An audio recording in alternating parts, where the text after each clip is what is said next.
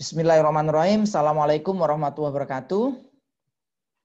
Waalaikumsalam Waalaikumsalam warahmatullahi warahmatullahi wabarakatuh. wabarakatuh. Alhamdulillah hari ini kita bisa masuk pada materi yang kedua. Hari ini kita akan bahas tentang teknologi mengubah dunia. Jadi bagaimana nanti teknologi mengubah dunia. Kalau kemarin kita membahas tentang pengantar atau pengenalan tentang transformasi digital. Nah sekarang pada materi yang kedua adalah tentang bagaimana teknologi ini bisa mengubah dunia. Untuk menyingkat waktu langsung saja, ya, harapan kuliah nanti harapannya setelah kuliah ini Anda bisa menjadi lebih fresh, ya. Tujuannya yang pertama adalah Anda mengetahui tentang konsep teknologi itu apa fungsinya, ya, bagaimana perkembangannya. Yang berikutnya bagaimana teknologi itu bisa melakukan perubahan, ya, baik pada pola hidup, gaya hidup, ekonomi, dan lain sebagainya. Yang berikutnya kita memahami tentang teknologi disruption dan innovation disruption. Bagaimana nanti teknologi itu akan tergantikan oleh teknologi yang terbaru. Termasuk ini menjadi salah satu pokok bahasan di dalam mata kuliah ini. Yang berikutnya adalah mampu menganalisis mekanisme disruption, ya. Bagaimana nanti mekanisme disruption itu bisa terjadi, ya. Nah, yang penting juga mampu menerapkan, ya, transformasi digital ini di dalam bidang-bidang yang lain, terutama nanti di dunia bisnis. Karena ini yang menjadi hantaman utama itu adalah dalam dunia bisnis. Harapannya nanti Anda setelah lulus, Anda bisa mengembangkan, ya, konsep bisnis maupun menjadi guru, ya, karena di sini pendidikan teknik elektro yang menjadi guru yang profesional, yang nanti menularkan tentang bagaimana konsep bisnis di era industri 4.0. Kita mulai dengan konsep teknologi. Sebenarnya apa sih teknologi itu? Ya. Jadi kalau kita lihat, ya, ilustrasi ini menggambarkan, ya, sebuah gambar, ya, di mana ini menggambarkan sebuah perkembangan, ya, dari berbagai macam objek yang ada di dunia ini. Nah, kalau kita bicara tentang teknologi, ya, maka kita bicara tentang mekanisme, ya, bagaimana cara untuk melakukan sebuah pekerjaan. Kita sebagai mahasiswa teknik tentu saja tidak asing lagi dengan istilah teknologi. Karena kita termasuk dalam rumpun teknologi. Teknik dengan teknologi itu beda. Nah, nanti kita bahas. Kalau teknik itu kita bicara tentang rekayasa, apa yang direkayasa tergantung pada bidang ilmunya. Kalau teknik elektro itu yang direkayasa adalah bidang teknik elektro. Apa itu bidang teknik elektro? Bidang teknik elektro adalah bidang yang berkaitan dengan energi atau pergerakan elektron. Nah, nanti yang kita manipulasi. Agar pergerakan elektron ini dapat kita manfaatkan untuk kepentingan, ya, memudahkan hidup manusia. Ini pada prinsipnya seperti itu. Nah, kita mulai dengan konsep teknologi. Apa yang dimaksud dengan teknologi? Teknologi itu acuannya sederhana kalau kita mendefinisikan sesuatu, salah satunya kita menggunakan referensi dari Kamus Besar Bahasa Indonesia. Paling gampang. Kalau kita buka KBBI, maka teknologi itu memiliki beberapa arti. Arti pertama itu adalah metode ilmiah untuk mencapai tujuan secara praktis. Itu teknologi. Sedangkan arti kedua adalah keseluruhan sarana untuk menyediakan barang dalam rangka membantu kenyamanan hidup manusia. Jadi teknologi membuat manusia itu hidup menjadi lebih mudah, lebih nyaman, lebih aman, ya, lebih bergairah. Nah, kalau kita definisikan secara lengkap, ya, ini ada banyak sekali referensi yang mengatakan atau mendefinisikan teknologi. Nah, dari beberapa literatur yang saya baca, di sini saya membuat sebuah kesimpulan bahwa yang namanya teknologi itu adalah ilmu, ya. Di sini kaitannya dengan ilmu atau pengetahuan. Kalau kita bicara ilmu berarti kita bicara tentang kaidah-kaidah yang sudah disepakati kebenarannya secara universal. Yang namanya ilmu itu 1 tambah 1 sama dengan 2. Di Indonesia, di Filipina, di Taiwan, di Cina, di Eropa, di Amerika itu sama. Sudah disepakati secara universal. Berbeda dengan seni. Lawannya ilmu adalah seni. Kalau seni itu adalah perasaan manusia. Jadi kalau bicara seni, di Indonesia bagus, belum tentu di Eropa itu juga bagus. Demikian juga sebaliknya. Karena seni. Sehingga kalau bicara tentang seni, kita tidak mengenal istilah benar dan salah. Tidak mengenal baik dan buruk. Karena seni. Saya membuat presentasi seperti ini itu bagus atau jelek. Seni bagi orang yang senang dengan konsep seperti ini, yang mengatakan bagus.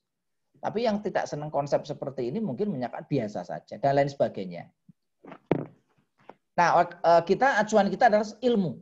Jadi ilmu adalah kaidah-kaidah yang sudah disepakati kebenarannya secara universal. Yang menyelidiki tentang cara kerja di bidang teknik ya yang digunakan di pabrik atau di industri. Jadi kalau kita bicara tentang teknologi, awalnya itu adalah untuk kepentingan pabrik atau di industri. Nah, teknologi adalah sebuah proses yang meningkatkan nilai tambah. Jadi di sini dengan adanya teknologi maka akan memunculkan nilai tambah. Contoh sederhana, kayu diproses dengan teknologi tertentu menjadi meja, maka kayu mempunyai nilai tambah.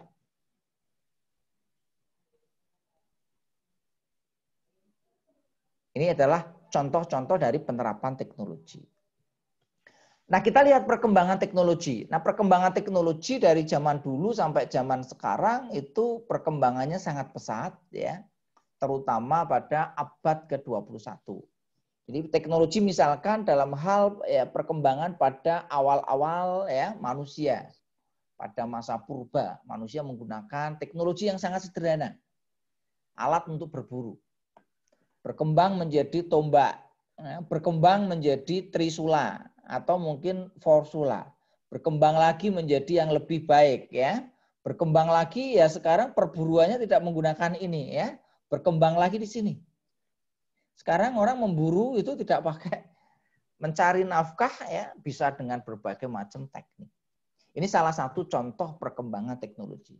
Nah, kalau kita lihat perkembangan di masing-masing sektor juga banyak. Kalau ini perkembangan teknologi berkaitan dengan alat tulis.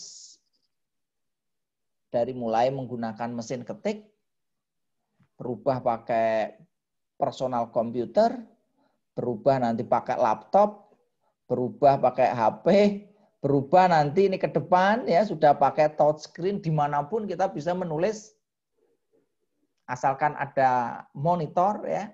Ke depan nanti kita sudah berubah lagi dengan menggunakan voice. Berubah lagi nanti ke depan menggunakan sensor-sensor yang nanti lebih canggih. Nah, ini adalah perkembangan teknologi. Mungkin sekarang tidak perlu nulis ngetik ya. Saya ngomong aja langsung nanti bisa terekam apa yang saya omongkan. Bisa diubah langsung suara saya menjadi teks. Ini adalah perkembangan teknologi yang sangat cepat.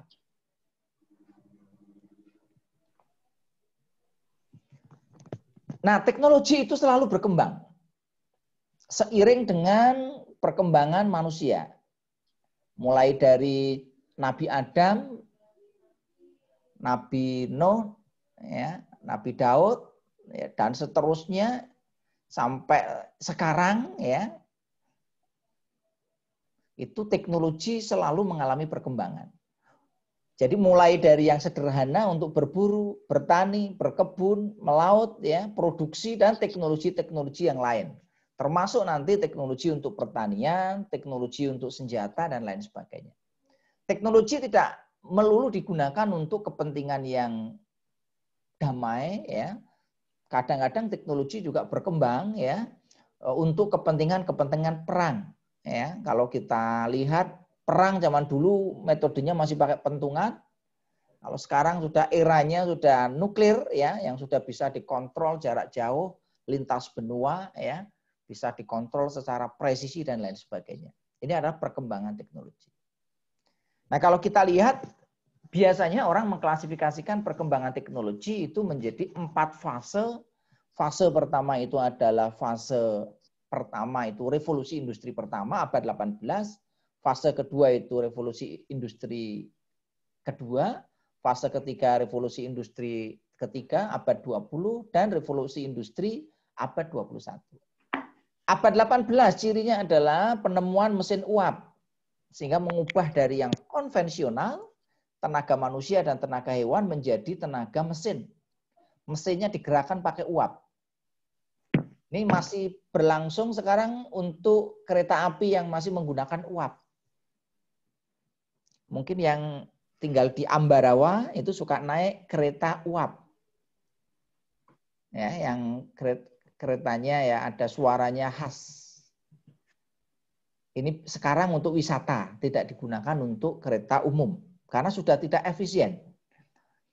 Teknologi uap masih dipakai di pembangkit listrik tenaga uap (PLTU). Nanti kalau ada yang mau praktek industri maupun kerja di sana nanti akan bertemu dengan mesin uap boiler. Jadi ini peninggalan revolusi industri pada abad 18. Sampai sekarang masih dipakai. Pada abad 19 terjadi revolusi industri yaitu menggunakan energi listrik.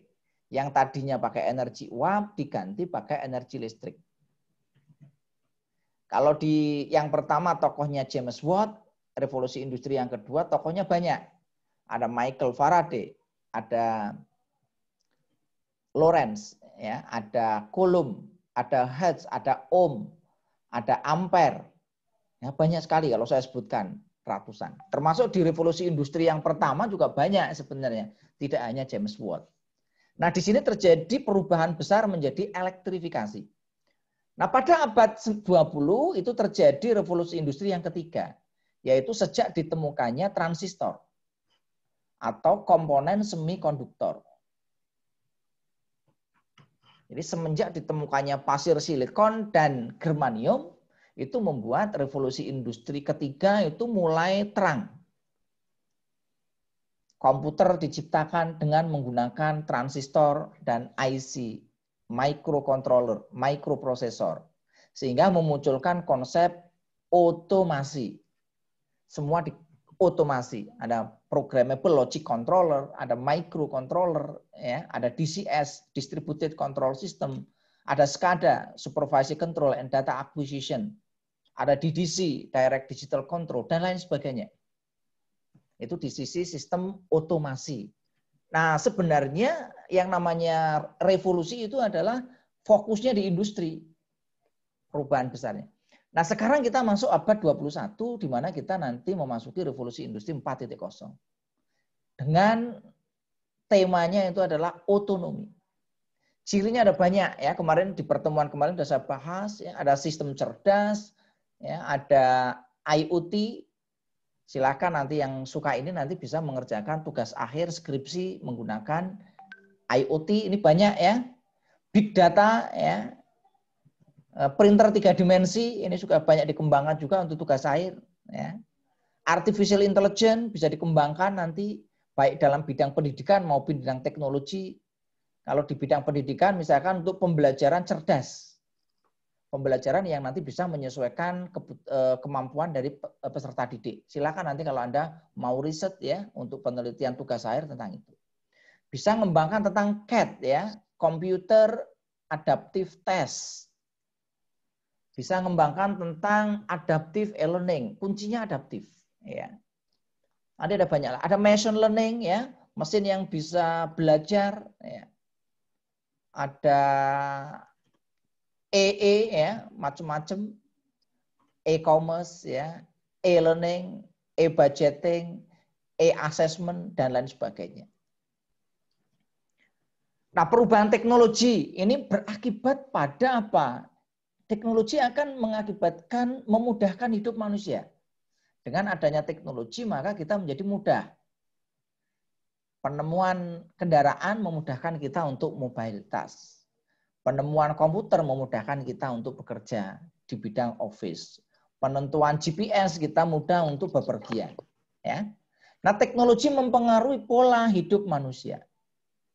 Teknologi membantu perbaikan ekonomi. Teknologi juga menghasilkan limbah. Ini sisi negatifnya. Teknologi mengubah etika baru. Yang tadinya mungkin kalau mau bertemu itu harus secara tatap muka, sekarang bertemu ya bisa pakai WA, bisa pakai Zoom, bisa pakai Bismart, bisa pakai yang lain. Ini perubahan tentang teknologi. Nah, gimana konsep tentang disruptive teknologi? Disruption itu adalah kejadian yang mengharuskan ya. Disruption itu kan disrupsi. Disrupsi itu kata aslinya adalah kan menggantikan. Jadi di sini sebuah kejadian yang mengharuskan manusia untuk merancang ulang strategi untuk bertahan terhadap perubahan lingkungan. Nah, disruption ini akan mengganggu atau merusak. Apa yang dirusak? Pasar maupun ya bisnis maupun sesuatu dengan teknologi yang sudah ada ini diganti dengan teknologi yang baru. Nah, nanti kita lihat banyak ya disruption teknologi ini di bidang pendidikan. Ya, di bidang pendidikan mungkin ke depan yang namanya kuliah, universitas akan tergantikan dengan belajar online. Bimbingan belajar itu saya seperti Primagama, Gama Eksak, itu sudah tergantikan oleh apa? Ruang guru. Ya, banyak hal nanti bisa lihat yang terdisrupsi apa aja. Nah, disruption itu tadi kita bicara tentang disruption di bidang teknologi, sekarang kita bahas tentang inovasi disruptif atau disruption innovation. Disruptive innovation. Apa itu disruptive innovation? Yaitu inovasi yang membantu menciptakan pasar baru. Nah, ini memang penting. Kemarin sudah saya sampaikan pesan dari Pak Presiden bahwa yang namanya sekarang itu bukan yang kuat mengalahkan yang lemah. Bukan yang besar mengalahkan yang kecil. Tapi kuncinya adalah yang cepat mengalahkan yang lambat. Nah, cepat itu dalam hal apa? Dalam menciptakan pasar baru. Mahasiswa yang lambat ya nanti akan kalah dengan mahasiswa yang cepat. Sekarang IQ nggak terlalu berpengaruh. Anda kuliah itu IQ itu tidak terlalu berpengaruh. Kalau zaman saya sekolah dulu, IQ sangat berpengaruh. Orang yang IQ-nya tinggi ya cepat kuliahnya lancar. Kalau sekarang enggak. Kenapa? Sekarang konsepnya berbeda. Kita bisa belajar dari mana saja, kapan saja, di mana saja dengan menggunakan bantuan teknologi. Nah, di mana inovasi ini akan mengganggu atau merusak pasar yang sudah ada. Dan pada akhirnya menggantikan model bisnis ya yang selama ini berjalan atau teknologi yang terdahulu. Nah, ini agak menakutkan. Ini adanya disruptive innovation, disruptive technology. Nah, ini kita sebagai mahasiswa teknik elektro UNJ harus memahami tentang konsep ini agar nanti kita bisa berinovasi. Nah, kalau lihat di sini ya ada banyak sekali inovasi-inovasi yang sudah menggantikan teknologi lama. Teknologi berkaitan dengan media cetak. Sekarang sudah tergantikan dengan media elektronik. Contohnya ensiklopedia. Dulu zaman saya kuliah ya kita mengkoleksi ensiklopedia. Di bidang binatang, di bidang teknologi, di bidang teknik, di bidang macam-macam ensiklopedia tebel-tebel bukunya. Sekarang ya sudah mau disimpan malas. Kemana ya seperti ini. Karena sekarang di Wikipedia sudah lengkap. Di bidang media cetak, ini misalkan koran, majalah, tabloid, itu sekarang sudah pada hilang semua. Sekarang tergantikan dengan elektronik, tablet. Fotografi yang tadinya manual, yang pakai film, itu sekarang sudah mulai tergantikan pakai kamera digital. Kamera digital sudah mulai tergantikan dengan smartphone. Kalau smartphone sekarang kualitas kameranya jauh lebih bagus dibanding dengan kamera. Di bidang hiburan ini juga sama. Ini bioskop-bioskop itu sekarang sudah hampir jarang kita temukan. Tergantikan oleh Netflix, tergantikan oleh HBO, tergantikan oleh kalau di Indonesia oleh Cavision, MNC, tergantikan oleh Telkom Vision, tergantikan oleh video, tergantikan oleh Mola TV, tergantikan oleh ya banyak aplikasi lainnya. Berikutnya untuk bidang musik sama, CD, DVD sudah tidak laku. Zaman dulu terkenal banyak bajakan, sekarang dibajak yang masalah karena sekarang sudah pakai Spotify. Dalam dunia industri juga sama, ini sudah mulai tergantikan. Yang tadinya tradisional steel and aluminium mill sekarang tergantikan dengan mini mill, bahkan micro mill. Jadi industri logam itu ke depan itu nggak perlu besar. Industrinya kecil aja, mini, karena teknologinya sudah berubah. Kalau dulu mengecor logam ya alatnya harus canggih, sekarang gampang. Alatnya sederhana, ukurannya kecil, tetapi bisa menghasilkan produk yang berkualitas. Nah ini tantangannya ke sana. Nah sektor disruptive innovation di bidang yang lain saya kira banyak sekali ya, kita bisa lihat di sini. Di dalam pertanian, ya, di bidang teknologi ICT, di bidang transportasi, di bidang ya banyak sekali ya. Sekarang kita kembangannya sampai ke sana. Nah, bisnis-bisnis yang berbasis internet, IoT, ini sekarang lagi ngetren. Silakan nanti kalau mau ngambil tugas airnya IoT. Yang ngambil listrik nanti IoT bidang electrical.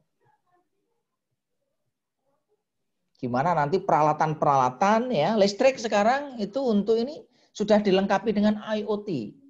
Circuit breaker yang ada di gardu induk sudah dilengkapi dengan IoT sehingga dari manapun bisa kita kontrol. Kalau yang ngambil bidang instrumentasi dan kontrol di industri ya DCS, PLC, SCADA itu sekarang sudah dikembangkan dengan IoT juga. Jadi lebih cepat, lebih tepat, lebih akurat.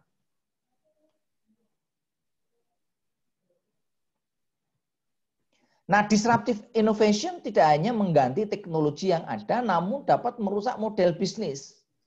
Nah, ini yang agak agak ekstrim ya. Meskipun ya model bisnis itu tidak berkaitan dengan teknologi secara langsung. Ini banyak ya, yang perubahannya sebenarnya tidak berkaitan dengan teknologi secara langsung, tapi terdampak oleh adanya disruption innovation ini. Nah ini contoh dalam bidang ini ya, belanja. Tidak berkaitan dengan teknologi. Karena orang belanja itu kan nggak pakai teknologi. Teknologinya sederhana pun bisa. Tetapi ini bisa terjadi disruption di mana sekarang banyak toko-toko yang sudah mulai tutup. Di Indonesia sudah mulai Matahari pada tutup. Ramayana Robinson sudah mulai tutup. Toko-toko besar ya, supermarket besar juga sudah mulai banyak yang tutup. Carrefour sudah mulai juga agak pada kolaps. Kalau di Jogja belum, alhamdulillah ya. Tergantikan oleh apa? Oleh online. Karena lebih efektif, lebih efisien, ya, lebih terjamin dan ongkosnya bisa murah. Ini kadang-kadang keanehan di dalam dunia bisnis itu, kenapa online bisa murah dibanding offline? Ya karena nggak kena pajak, ya, nggak ada tempat, langsung bisa dari produsen dan lain sebagainya. Ongkos kirim juga sekarang jadi murah karena banyak. Transportasi konvensional tergantikan oleh online. Media cetak ya tergantikan oleh ini. Nah ini adalah contoh-contoh. Nah ini di bidang transportasi yang tadinya taksi konvensional tergantikan oleh GoCar. Kalau ada pertanyaan bisa langsung ya. Mungkin kalau ada pertanyaan sebelum saya lanjutkan, ya monggo. Saya kasih waktu.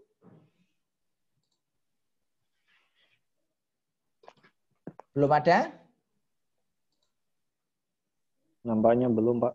Oke, kalau belum Belum, Pak. saya lanjutkan ya. Baik, Pak. Nah, termasuk di bidang ini, media.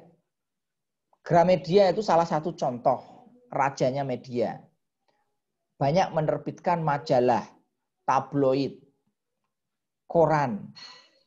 Contoh sederhana Gramedia ya Kompas, ya.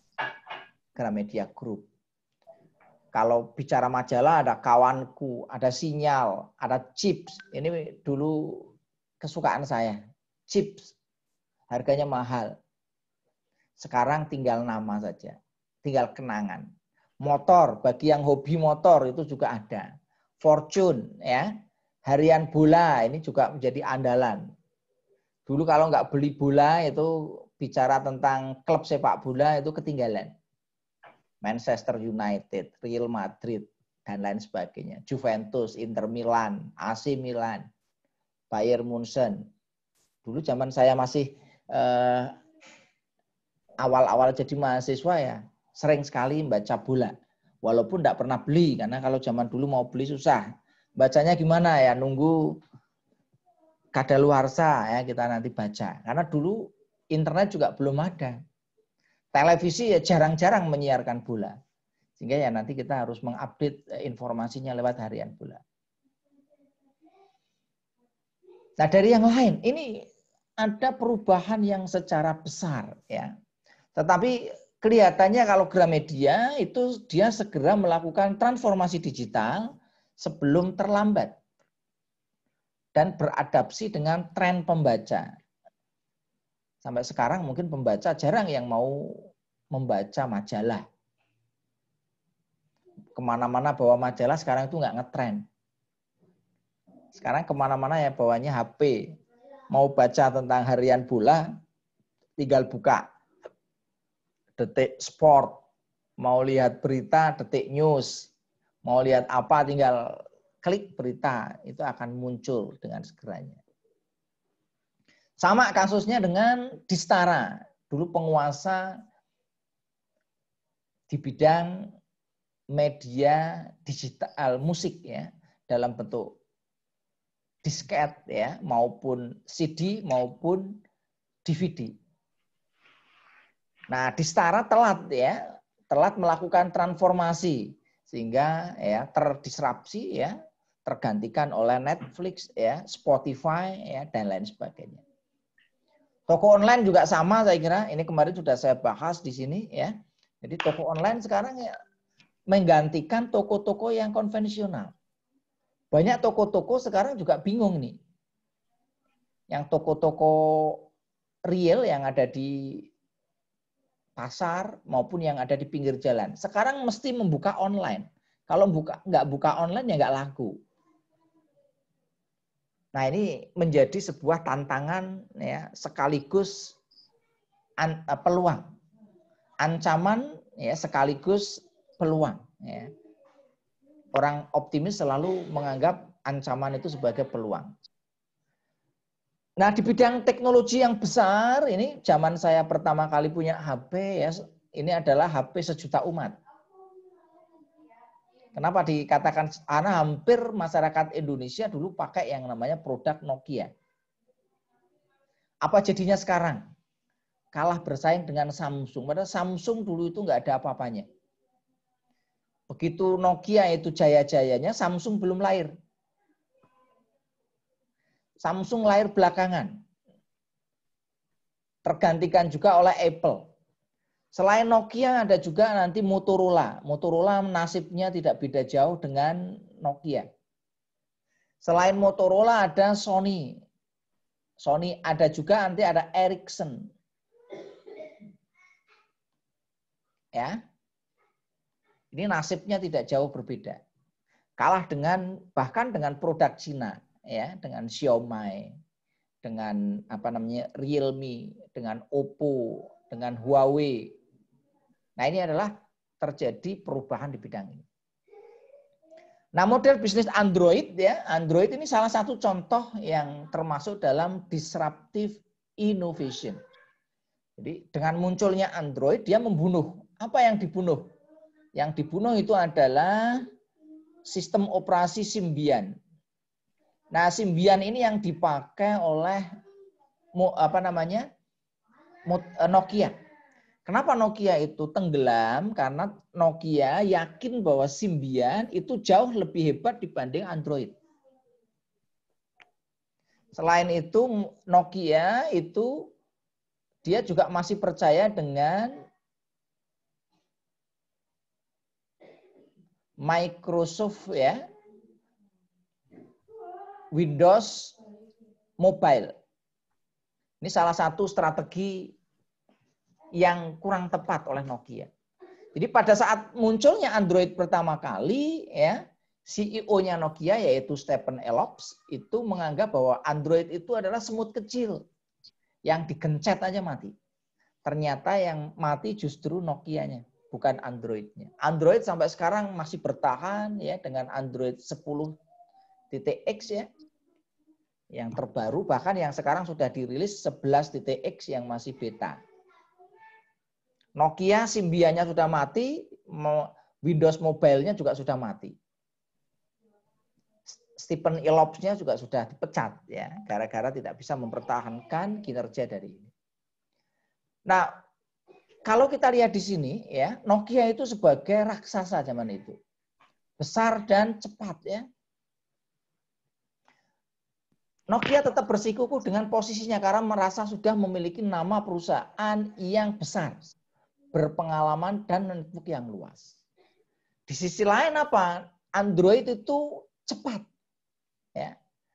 Jadi Nokia itu besar, Android itu kecil tapi cepat. Nah, dengan munculnya ini ya, maka yang disasar itu adalah produk-produk yang tadinya tidak terkenal. Samsung dia diangkat ya. Terus yang diangkat lagi adalah Xiaomi ya. Yang diangkat lagi adalah Oppo ya.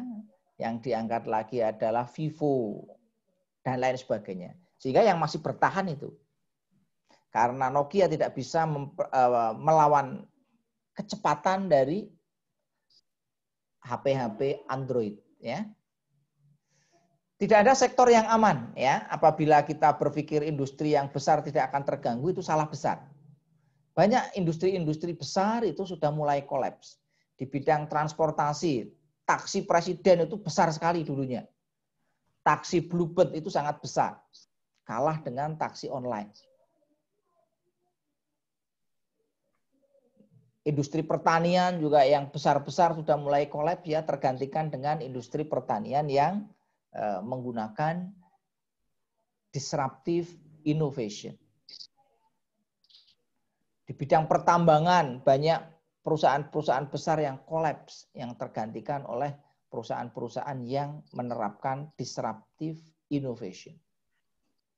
Dan lain sebagainya. Ini kalau kita satu persatu itu sangat banyak ya.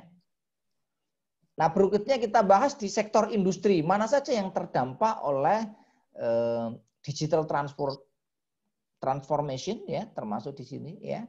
Kalau kita lihat di sini banyak sekali ya. Sektor-sektor.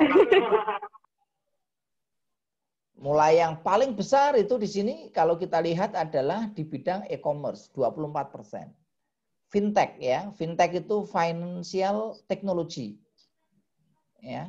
Yang berikutnya education, yang berikutnya human resource, game, agriculture, online media, marketing, ya, every services, supply chains, hospitality, dan yang lainnya itu 15%. Ini sektor-sektor yang terkait ya tentang penetrasi industri digital. Nah, oleh karena itu di sini ya, apakah kita nanti masih mempertahankan ya model-model teknologi maupun bisnis yang sifatnya konvensional, tradisional, yang hanya mengandalkan pada Excel. Excel itu sebenarnya aplikasi zaman dulu dan kertas. Ibaratnya nanti kalau Anda mau lulus ya, Anda mau lulusnya berapa tahun lagi nih kira-kira? 3 tahun apa 2 tahun setengah? 2,5. 2,5. Ya, 2,5 tahun lagi kira-kira Anda nanti kalau lulus itu revolusi industri 4.0 sudah masuk ke tahap yang lebih dalam. Kira-kira nanti senjatanya apa? Nah, ini beruntung sekali ini kita ada pandemi corona. Jadi pandemi corona itu sebenarnya ada bagusnya juga. Karena dengan adanya pandemi corona kita dipaksa untuk berubah. Berubah untuk transformasi digital ini. Walaupun pertama kali perubahan itu agak berat. Terutama anak-anak yang sekolah dasar, SMP, SMA. Kalau mahasiswa saya kira nggak terlalu berat ya Pak, ya Mas ya. Anak saya, anak SD itu tiap hari sama seperti Anda kayak gini. SD-nya di Salman Al-Farisi, hampir tiap hari ada tugas, hampir tiap hari online, hampir tiap hari itu ada pembelajaran, sehingga ya yang repot orang tuanya. Anak SD yang nggak bisa menggunakan Zoom, nggak bisa menggunakan Google Meet, yang bisa ya orang tuanya. Nah, perubahan ini mungkin pertama-pertama agak berat, tapi insya Allah nanti ke depan nanti akan lebih mudah.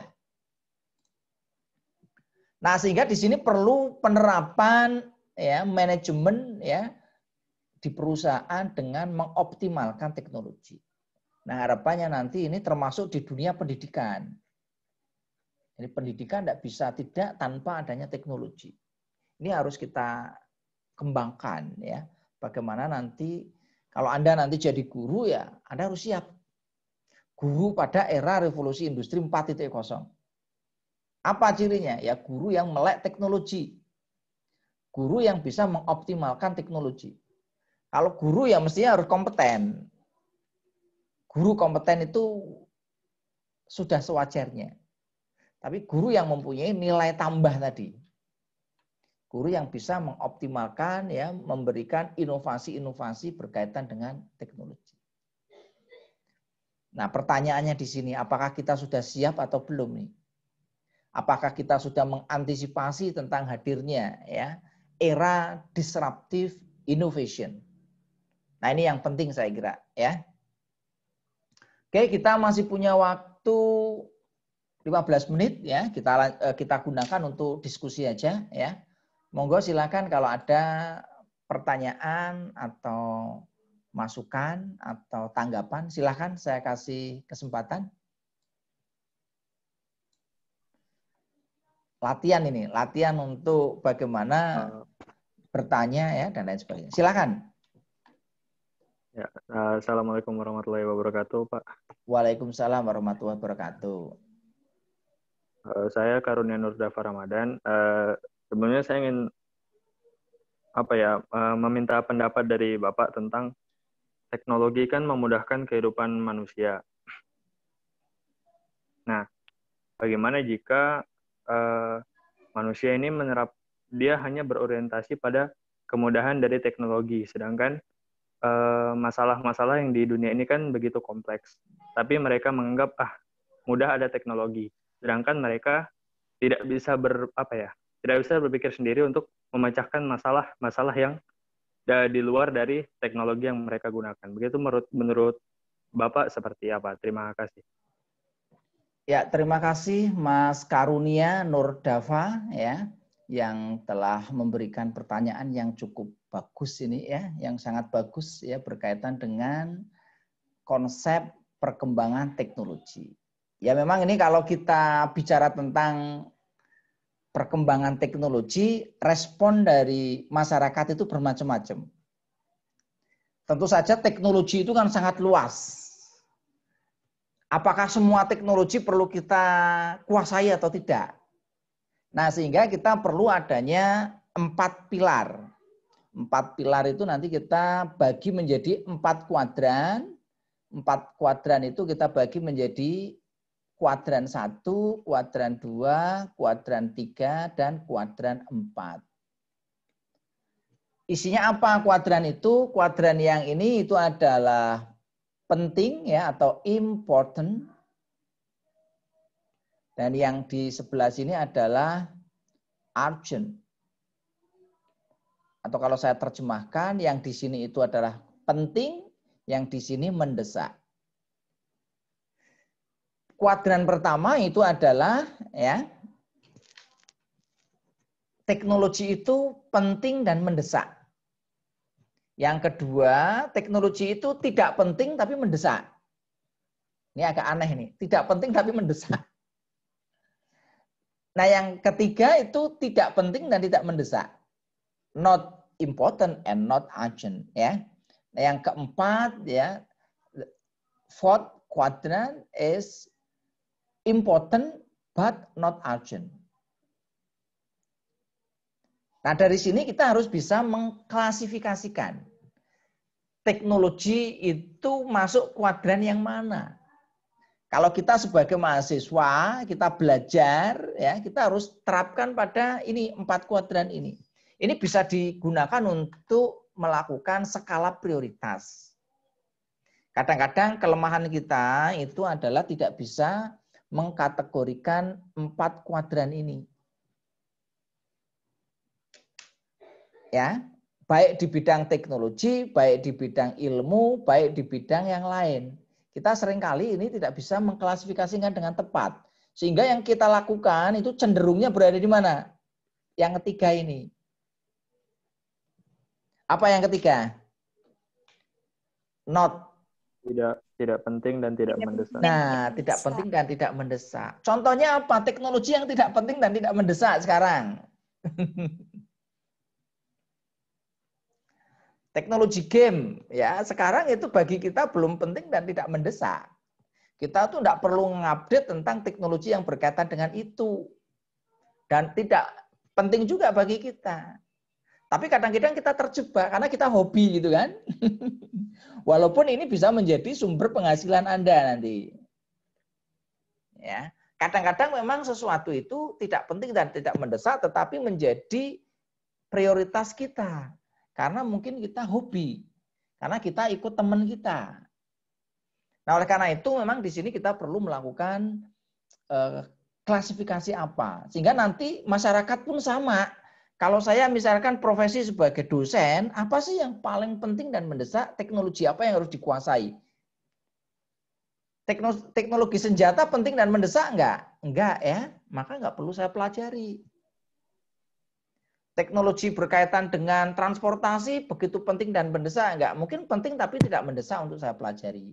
Kecuali kalau saya nanti melakukan penelitian berkaitan dengan teknologi transportasi. Apa yang penting dan mendesak kalau orang elektro? Orang elektro penting dan mendesak adalah bidang pertama pembangkit. Kuasailah. Anda sebagai mahasiswa, kuasailah tentang teknologi bidang pembangkit. Bidang pembangkit ada macam-macam, ada PLTU, ada PLTA, ada PLTG, ada PLTP, panas bumi, ada PLTS, solar, ada PLT Bayu, ada PLT hybrid. Silakan Anda kuasai, karena itu penting dan mendesak. Inovasinya bagaimana? Ya, perkembangannya seperti apa? Nah, ini harus pelajari. Yang kedua adalah teknologi tentang transmisi listrik. Ini penting dan mendesak. Yang ketiga, tentang distribusi. Yang keempat, tentang instalasi pemanfaatan. Ini penting dan mendesak. Kalau Anda yang senangnya instrumentasi dan kontrol, ya teknologi tentang measurement. Sensor, transducer, transmitter. Yang berikutnya teknologi tentang controller. Ya kan? Yang berikutnya teknologi tentang actuation. Ini penting dan mendesak untuk dipelajari. Teknologi tentang K3. Ini penting dan mendesak. Yang tidak penting tapi mendesak apa kira-kira? Ya, tidak penting sebenarnya, tapi mendesak untuk kita kuasai. Nah, ini di sini masuk kuadran yang kedua.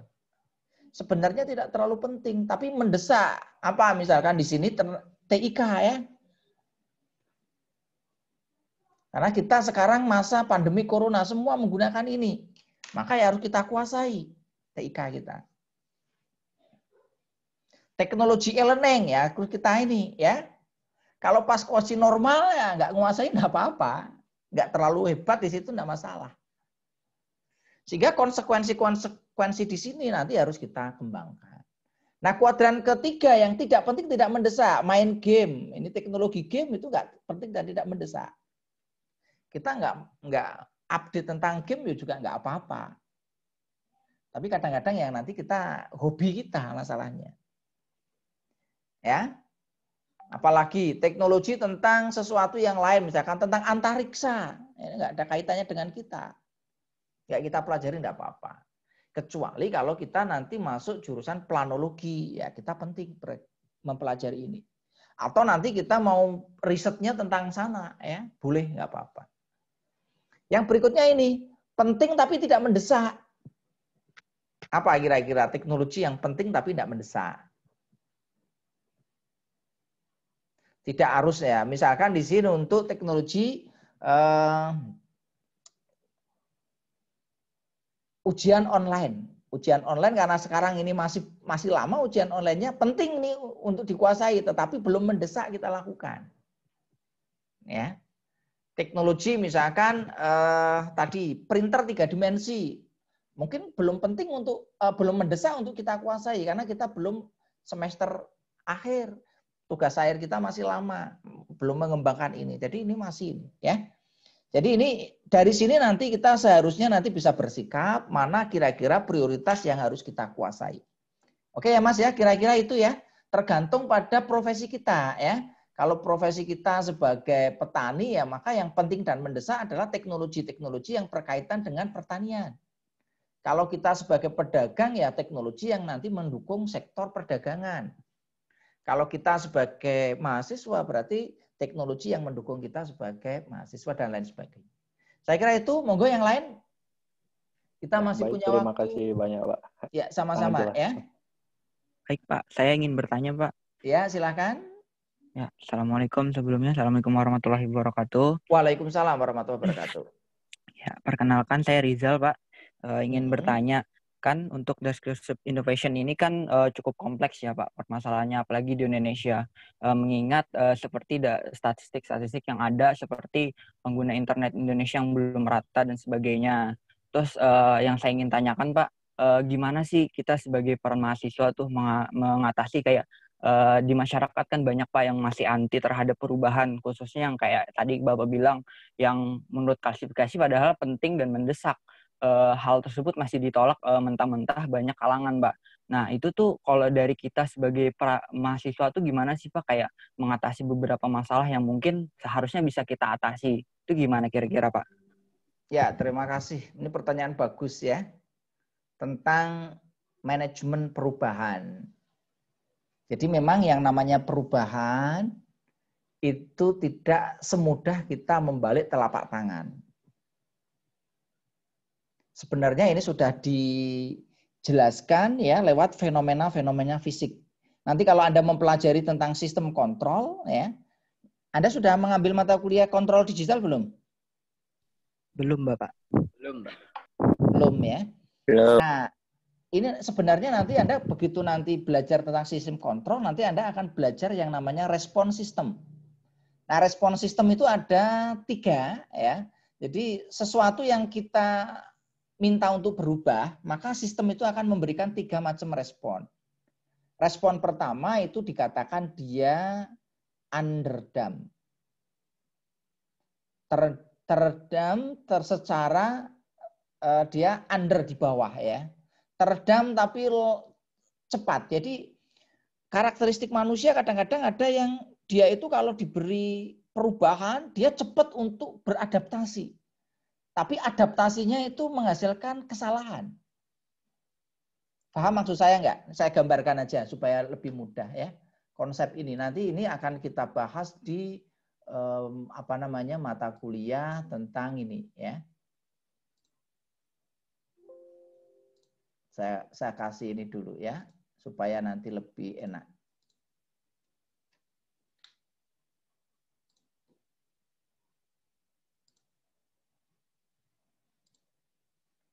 Nah, konsepnya seperti ini.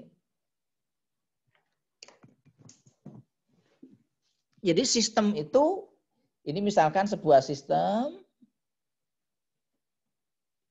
ini T, ini amplitudo ya. Amplitudo itu macam-macam, bisa volt, bisa apa namanya, bisa arus, bisa tegangan, bisa temperatur, bisa. Ini adalah set point. Set point itu kondisi yang kita cita-citakan. Begitu sistem itu kita ingin rubah dari titik awalnya 0 menjadi misalkan set point. Kalau dia arus, set point-nya misalkan kayak kita menghidupkan motor listrik ya. Set point-nya misalkan di sini adalah 100 ampere. Maka untuk bisa mencapai 100 ampere, sistem itu nggak langsung, tetapi dia itu akan responnya begini. Respon yang pertama begini. Ini yang dikatakan, sistem itu dikatakan dia underdamped. Bagus nggak nih sistem respon underdamped? Tidak bagus. Karena dia itu cepat untuk mencapai ini set point-nya kan cepat nih. Tapi ada error di sini. Ini error. Ini error lagi, ke sana error lagi walaupun nanti errornya makin lama makin kecil, lama-lama dia stabil. Itu respon yang pertama. Respon yang kedua dikatakan dia itu adalah apa? Overdamp. Teredam berlebihan. Dia bisa mencapai set point tapi waktunya lama. Nah, yang paling baik gimana? Yang paling baik itu begini. Nah, ini yang dikatakan sebagai critically damp.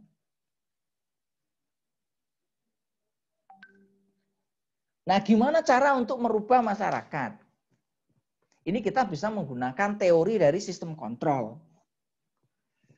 Seperti yang saya jelaskan tadi, untuk melakukan perubahan tidak semudah membalik telapak tangan. Setiap kali ada perubahan mesti ada gejolak. Kalau masyarakatnya itu tidak siap. Oleh karena itu setiap kali kita melakukan perubahan ya harus di-planning dengan baik, dilakukan manajemen.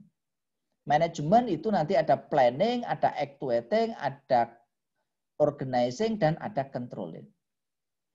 Ada PDCA, plan, do, check, action.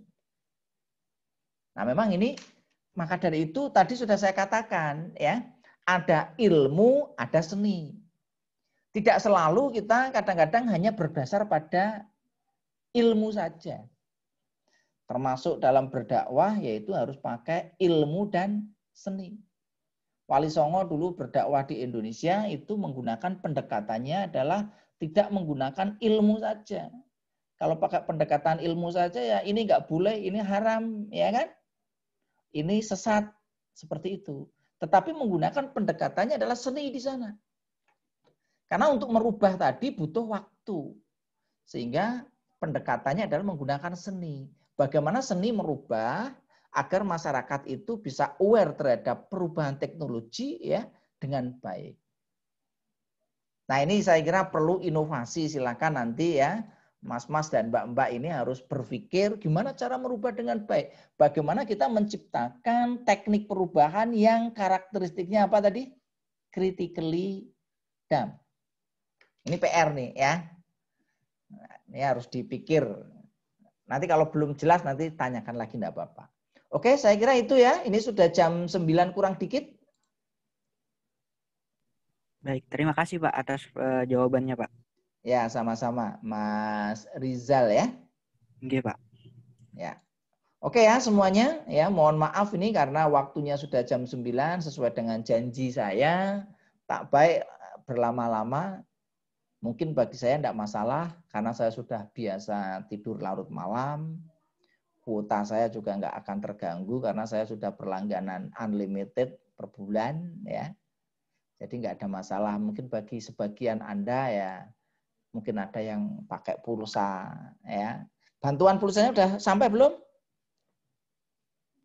Belum, Pak. Belum Pak. Belum, Pak. Belum, Ya. Pak. Saya hanya bisa berdoa semoga cepat cair bantuan pulsanya sehingga nanti bisa dimanfaatkan untuk mendukung pembelajaran ya. Amin Pak, amin. Jadi itu ya, kalau memang masih kesulitan nanti bisa dinonaktifkan videonya, atau kalau yang memang kesulitan sekali nggak ikut juga nggak apa-apa, ini nggak wajib ya. Sementara ini presensi pokoknya saya anggap semuanya absen aja lah ya. Yang belum aktif di Bismart saya anggap ya karena mungkin belum tahu atau mungkin karena ada gangguan, jadi nggak usah khawatir. Tapi bukan berarti nanti Anda, sudah di absen masuk, Anda tidak aktif ya. Karena harapan saya itu kuliah itu sebenarnya kalau masalah absensi itu hanya masalah administrasi. Karena ini pandemi ya jadi nanti administrasinya agak longgar ya. Nah untuk tugas-tugas nanti akan saya berikan termasuk soal-soal latihan ya supaya nanti Anda terbiasa mengerjakan soal-soal latihan. Semoga ke depan saya bisa mengembangkan materi ini ya, perangkat pembelajaran, perangkat soal dan lain sebagainya dengan lebih baik lagi. Mungkin itu yang dapat saya sampaikan ya. Mohon maaf apabila ada kekurangan dan kesalahan ya. Akhirul kalam, wallahul muwaffiq ila aqwamit thoriq. Assalamualaikum warahmatullahi wabarakatuh. Waalaikumsalam warahmatullahi wabarakatuh. Terima kasih, Pak. Ya, sama-sama. Terima kasih, Pak. Oke. Sampai jumpa lagi di lain kesempatan. Ya, Pak. Oke, Pak. Insya Allah.